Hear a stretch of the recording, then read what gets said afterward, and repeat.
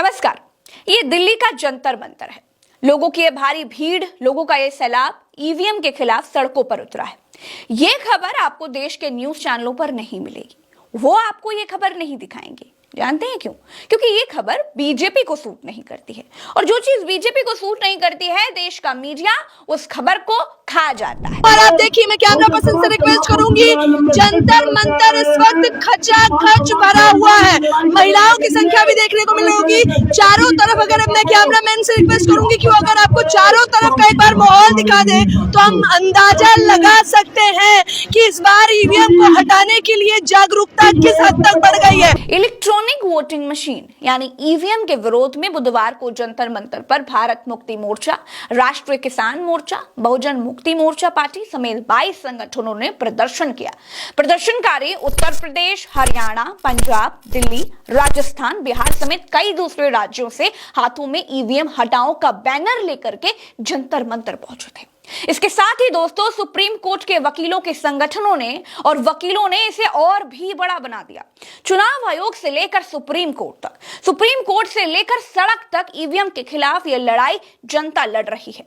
इस लड़ाई से बड़े राजनीतिक दल दूर हैं, फिर भी यह आंदोलन रोज के रोज और बड़ा होता जा रहा है। एक पेपर हटाओ, लोकतंत्र बचाओ और विवेक मिश्राम जी का साथ दो। हाँ, ये 17 साल से बेवकूफ बना रहे मनोवादी लोग। 10% लोग, 80% दलित, पिछड़ा, जाट, गुजरों को बेवकूफ बना रहे हैं। हम कह रहे थे 17 साल से, लोग नहीं मान रहे थे। जितने भी ये जो है सब ईवीएम की सरकारें हैं, ये इनको भगाओ, ईवीएम को भगाओ, लोकतंत्र को बचाओ, संविधान को बचाओ। हमारा अंतिम लक्ष्य है संविधान को बचाना, देश को बचाना। और संविधान को बचाने के लिए हम कोई भी हद पार कर सकते हैं, बाउंड्री पार कर सकते हैं। अगर चुनाव आयोग ईवीएम मशीन को नहीं हटाया, पारदर्शी मुक्त निष्पक्ष चुनाव नहीं कराया, तो हम लोग हर बूथ 15 लाख बूथों पर ईवीएम को तोड़ेंगे, छोड़ेंगे नहीं, तोड़ेंगे। क्योंकि हमारा अंतिम लक्ष्य है संविधान को बचाना, और ईवीएम मशीन संविधान को खतरे में डाला है, देश और लोकतंत्र को खतरे में डाला है। इसलिए हम लोग खतरे को डालने वाली ईवीएम मशीन को हम लोग खुद उसको खतरे में जब तक तोड़ेंगे नहीं तब तक छोड़ेंगे नहीं। दोस्तों, दिल्ली के भीतर ये लोग दाखिल ना होने पाए, इसके लिए जगह जगह पर बैरिकेडिंग की गई थी, लेकिन फिर भी दिल्ली के भीतर लोगों का हुजूम घुसने में कामयाब हो गया। मैं ये कहूंगा कि मोदी जी ने, अमित शाह साहब ने अपने सारे भ्रष्ट पुलिस अधिकारियों के साथ मिलके 144 धारा लगा ली। कुछ हुआ? हर एक बॉर्डर पे, दिल्ली के हर एक बॉर्डर पे हजारों पुलिस वाले हमारे लोगों को रोक रहे हैं। कुछ हुआ? इतने रोकने के बाद लाखों लोग यहाँ पर हैं। मोदी जी इस बात को समझ ले, इस बार उनकी गेम ओवर। ईवीएम से चुनाव नहीं हो रहे हैं। मोदी जी खुद का इलेक्शन भी नहीं जीत पाएंगे। नोटा ही उन्हें हरा देगी। अपनी अगर पैसे से डरा धमका के, धांधलेबाजी करके एक भी कैंडिडेट मोदी जी ने अपने खिलाफ खड़े नहीं होने दिया ना, तब भी लोग नोटा के माध्यम से उनको हरा देंगे। मोदी जी प्रधानमंत्री नहीं बन रहे। इस बार उनको तैयारी करनी चाहिए सड़क पे आने की, सड़क पे बैठ के जेल जाने की तैयारी करनी चाहिए।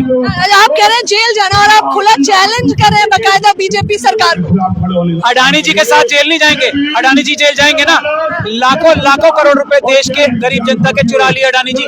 अडानी जी ने किसके माध्यम से? अमित शाह और मोदी जी के माध्यम से। जब अडानी जी जेल जाएंगे तो पीछे पीछे मोदी जी और अमित शाह भी तो जाएंगे। ये सच्चाई है देश की, इसको जितनी जल्दी समझ ले उतना अच्छा है। आगे की रणनीतियाँ क्या है?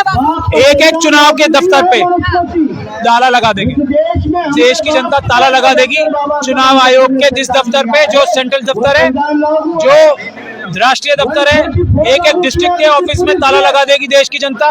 एक एक रिटर्निंग ऑफिसर के दफ्तर पे ताला लगा देगी। एक एक गोडाउन जहाँ पे ईवीएम मशीन है, वहाँ ताला लगा देंगे हम। एक भी ईवीएम से चुनाव नहीं होने देंगे। ईवीएम मशीन भूल जाए मोदी जी। नोटा से हारने की तैयारी करें, नोटा से हारेंगे मोदी। लोगों का कहना है कि चुनाव आयोग एडवांस तकनीक की दुहाई दे करके ईवीएम हैक न होने की बात कहता है, लेकिन अमेरिका और यूरोप ने ईवीएम को स्वीकार क्यों नहीं किया है?